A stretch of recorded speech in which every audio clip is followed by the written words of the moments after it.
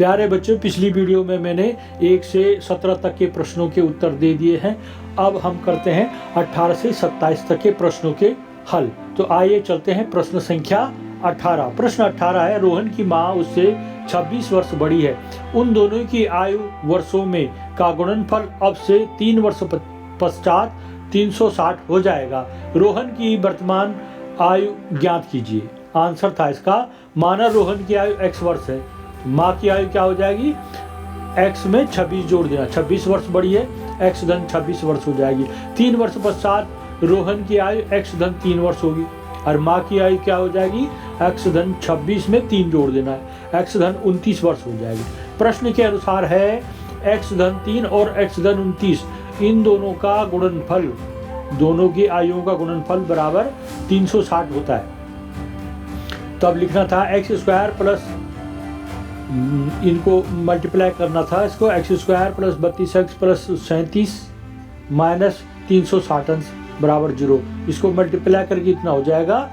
अब फिर ये 360 में से 87 को घटा देना, माइनस 273 आएगा। तो x square plus 32x minus 273 बराबर 0। अब हमको 273 के ऐसे गुणनखंड करने हैं जिस घटा के 32 आ जाए। तो ये क्या था, 39 और 7 दो खंडों में विभक्त हो जाएगा ये। तो x square plus 39x minus 7x minus 273, इसका x कॉमन लेना है, x प्लस 39 हो जाता है। ये 7 कॉमन लेना है, x प्लस 39 हो गया। x प्लस 39 और x प्लस 39 इन दोनों को हमने कॉमन ले लिया और दूसरे ब्रैकेट में आ जाएगा x ऋण 7। इस तरह से x ऋण 7 बराबर 0, तो x बराबर 7, तो x बराबर 7 वर्ष रोहन की आयु होगी।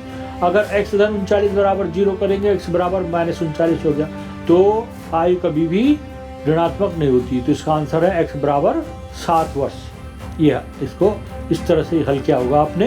प्रश्न 19, यदि a और b क्रमशः -2 और 2, -4 हो तो बिंदु P के निर्देशांक ज्ञात कीजिए ताकि AP बराबर 3/7 AB हो और P रेखाखंड AB पर स्थित हो। इसका उत्तर आना था बिंदु P के निर्देशांक ऋण 2/7, ऋण 20/7।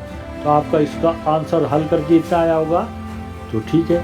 अगर आपने कुछ पहले स्टेप इसके किए होंगे तो उसके अनुसार आपको अंक मिलेंगे। बिल्कुल अटेम्प्ट नहीं किया होगा, 0।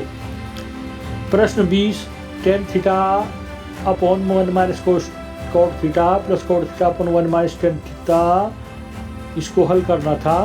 प्रश्न था tan theta upon 1 minus cos theta plus cot theta upon 1 minus tan theta equal to लाना था हमने 1 plus sec theta into cosec theta. कैसे हल करेंगे, ये लिखना है tan लेफ्ट हैंड साइड पे tan theta upon 1 minus cot theta plus cot theta upon 1 minus tan theta. इसमें tan के मान साइन में लिख देने थे, इसमें cos के मान cos बटे साइन में लिख देने थे, cot का मान इसी तरह से इनको लिखते जाना था। ये इसको देख लीजिए कैसे हल कर रखा है यहाँ पे, ऐसे ही करना था।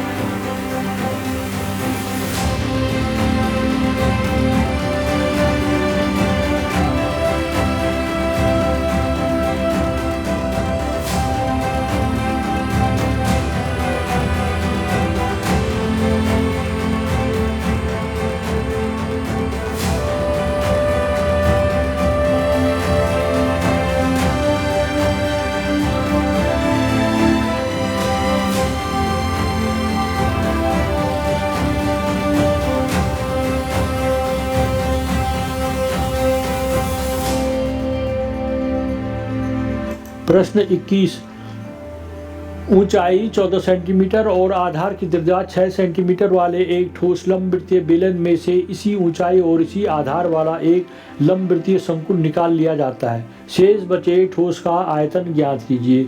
इसको हल किया होगा आपने, ये चित्र बनाना है, इस तरह से बेलन बनाना है और उसके अंदर से हमने ये शंकु काट के अलग करना है, तो ये शंकु का चित्र बना दिया।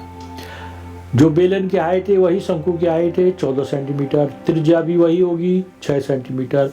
बेलन का आयतन का सूत्र होता है पाई आर स्क्वायर एच। पाई की जगह 22/7, आर स्क्वायर की जगह 6 स्क्वायर इंटू एच की जगह 14 हाइट होगी इसकी।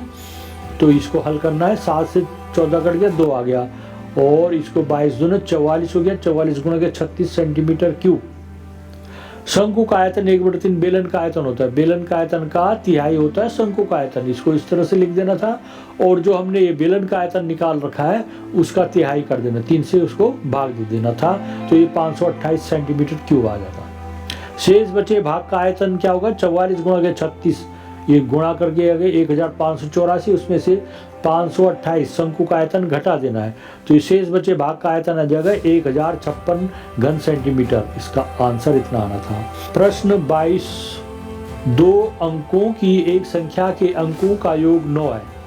2 अंकों की संख्या है और उसके अंकों को जोड़ेंगे तो 9 हो जाता है। इस संख्या का 9 गुना संख्या के अंकों को पलटने से बनी संख्या का 2 गुना है, वह संख्या ज्ञात कीजिए। यदि माना 2 अंकों की संख्या में इकाई का अंक x लेना है और दहाई का अंक y है, तब प्रश्न के अनुसार संख्या हो जाएगी 10y + x। और प्रश्न के अनुसार क्या है, अंकों का योग 9 है, x + y = 9। मूल संख्या है 10y + x तथा संख्या के अंकों को पलटने पर ये x की जगह 10x, 10y की जगह y कर देना है, पलटने पर 10x + y हो जाएगा। प्रश्न के अनुसार उसका 9 गुना कर देना है, किसका, 10yx, जो मूल संख्या उसका 9 गुना क्या हो जाती है, नई संख्या, और उसके 2 गुना करने पर। इस तरह से ये है। अब इसको हमने ये रख दिया, इनको हल कर दिया। 9.90y और 9x, 2.20x धन 2y, इसको हल करेंगे। 20x ऋण 9x धन 2y ऋण 90y = 0। तो इसमें 20 में से 9 गया, 11x ऋण 88y = 0, ये 1 हो गया समीकरण। फिर 11x = 88y, तो x = 8y हो जाएगा, 11 8 88, ये होगा समीकरण 2। समीकरण 2 का मान समीकरण 1 में रखने पर इसमें x + y = 9 में 8y + y = 9, तो y की जगह क्या रखना है, 8y, तो 9y, 8y धन y = 9y हो गया, 9y = 9, तो y = 1 हो जाएगा। समीकरण 2 से x बराबर ये है 8y, तो y की जगह 1 है, 8 एकम 8, तो ये हो गया, x का मान 8 हो गया और y का मान 1 हो गया। आंसर मिलान कर लीजिए।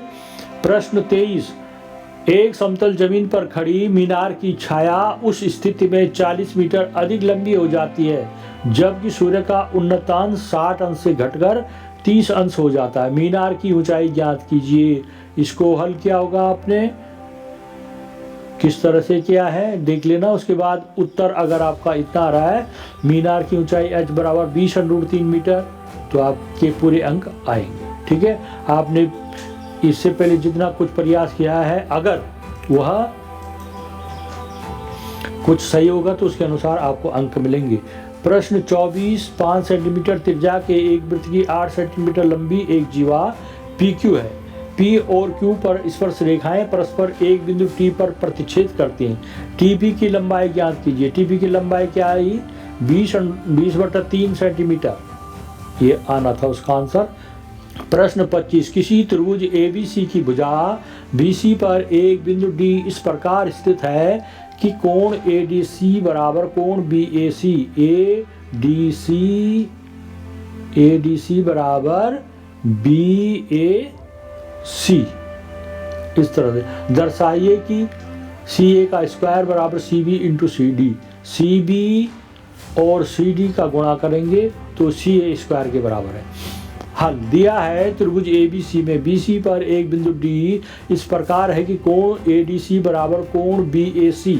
सिद्ध करना है CA का स्क्वायर बराबर CB इंटू CD।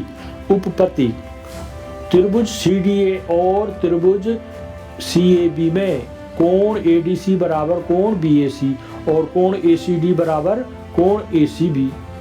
इस तरह से यहाँ पर देख लीजिए, इधर कोण CAD बराबर ABC। तो इस तरह से त्रिभुज CDA समरूप होगा त्रिभुज CAB के। तो इससे आगे हो जाएगा CA बटे CD बराबर होगा CB बटे CA। तो इसे क्रॉस मल्टीप्लिकेशन करेंगे, CA का स्क्वायर हो जाएगा बराबर CB इंटू CD। इस तरह से इसका आंसर आना था, आपने हल किया होगा इसको इस तरह से। प्रश्न 26, कोई तंबू एक बेलन के आकार का है जिस पर एक शंकु अध्यारोपित है। यदि बेलनाकार भाग की ऊंचाई और व्यास क्रमशः 2.1 मीटर और 4 मीटर है तथा शंकु की तिर्यक ऊंचाई 2.8 मीटर है, तो इस तंबू को बनाने में प्रयुक्त कैनवास का क्षेत्रफल ज्ञात कीजिए। बेलनाकार भाग की ऊंचाई है 2.1 मीटर, बेलनाकार भाग की त्रिज्या है, व्यास दे रखा 4, तो उसका आधा 2 मीटर हो जाएगा। बेलनाकार भाग का वक्र पृष्ठीय क्षेत्रफल होता है 2 पाई RH। 2 पाई की जगह 22/7 इंटू 2 इंटू 2.1, 7 या 21.3 आ जाएगा। 3 दूना 6, इसको 22 से गुणा करेंगे तो 26.6 आएगा वर्ग मीटर। शंक्वाकार भाग की तिर्यक ऊंचाई क्या है 2.8 मीटर है। शंक्वाकार भाग का पृष्ठीय क्षेत्रफल क्या होगा पाई RL 22/7 गुणा 2 गुणा L बने 2.8। इसको हल 7 चौक 28.4 आ गया, 4 दूना 8.8 आ गया, 22 गुणा 0.8 बराबर 17.6 वर्ग मीटर। पूरे तंबू का पृष्ठीय क्षेत्रफल हो जाएगा 26.4 में 17.6 जोड़ देना है, कितना आएगा 44 वर्ग मीटर। प्रश्न 27 अंतिम प्रश्न था, माध्य ज्ञात कीजिए। वर्ग अंतराल दे रखा था 15, 25, 25, 35, 35, 45, 45, 55, 55, 65, 65, 75 और 75, 85। इनके बारंबारता क्रमशः 6, 11, 7, 4, 4, 2, 1। इनका बारंबारताओं का योग हो गया 35। मध्य बिंदु निकालना था तो निम्न सीमा और उच्च सीमा को जोड़ के उसका आधा कर देना है। ये 15 निम्न सीमा है, 25 उच्च सीमा है, 15 और 25 40, उसका आधा कर दो 20। इस तरह से ये प्रत्येक करते जाने हैं आधा जोड़ के आधा, तो ये 20, 30, 40, 50, 60, 70, 80 आएगा। इनका फ्रीक्वेंसी के साथ गुणा कर देना है, अगले कॉलम में लिखना है 20 चौका 120, 11 या 33 तो 330, 7 चौक 28 280 हो जाएगा, 5 चौक 20 200 हो जाएगा, 6 चौक 24 240 हो जाएगा, फिर 70 दूना 140 और 80 कम 80। ये fx इनका गुणनफल है, जो ये इनको जोड़ देना है, नीचे कॉलम में लिख देना, सबसे नीचे लाइन में 1380 90 1390 और उसमें भाग देना 35 से। समांतर माध्य या माध्य बराबर सिग्मा fx बटे सिग्मा f 1390/35। इसको हल करके आएगा 39.7। समांतर माध्य या माध्य आना था 39.7, इसका आंसर आया। आपको मैंने 27 प्रश्नों के हल दे दिए हैं। इसमें से आप देखिए आपने कितने प्रश्नों को बिल्कुल सही किया है, कितने प्रश्नों को आंशिक सही किया है। उसके अनुसार आप अपने अंकों का निर्धारण कर सकते हैं कि आपके कितने अंक आ रहे हैं, तो उतने अंक आपके अनुमान से बिल्कुल आ सकते हैं। तो आप देखिएगा। बहुत बहुत धन्यवाद।